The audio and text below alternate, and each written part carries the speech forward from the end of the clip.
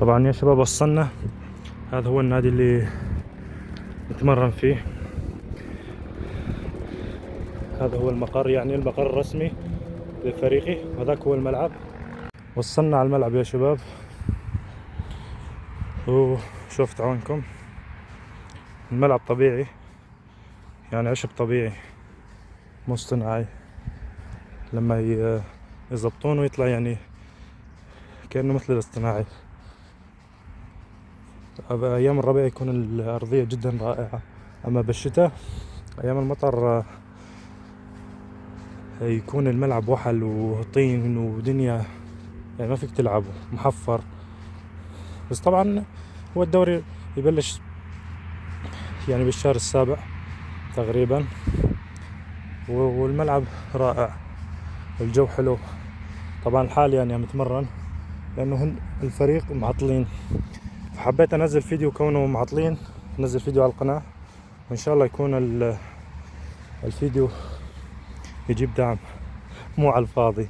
هو على حالتي أنا جاي أتمرن، لا تخافوا، يعني جاي أتمرن ومنه أصور فيديو. طبعا يا شباب جيت واكتشفت اني ناسي البوط بالبيت. شلون راح اتمرن ماني عرفان. نسيت حطيت الطابة بقلب الشنطة، والبوط تبع شو اسمه نسيته بالبيت، حطيته بشنطة ثانية. مالي عرفان، بس ما راح اقطع الفيديو ولا راح ارجع البيت. بدي اتمرن، الارض حلوة والتمرين بدون بوط ممتع. خليكم مع الفيديو، واهم شيء تدعمونا بلايك وما تقصرون بالدعم. الحمد لله وصلنا 140 مشترك على القناة، وإن شاء الله نحو 1000 مشترك بدعمكم.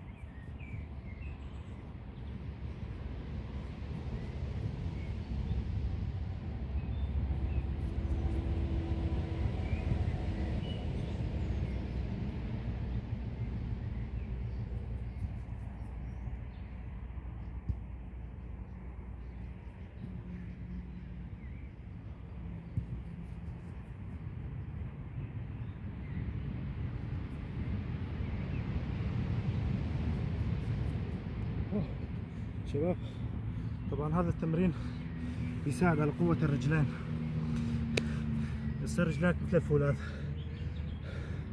طبعا انا يعني مصور لكم حاليا جزء من التمارين اللي اتمرنها، فاذا في ببالكم اي فكرة الفيديو او حابين تشوفوا فيديوهات ثانية او تحديات او اي شيء ثاني اكتبوا لي بالتعليقات.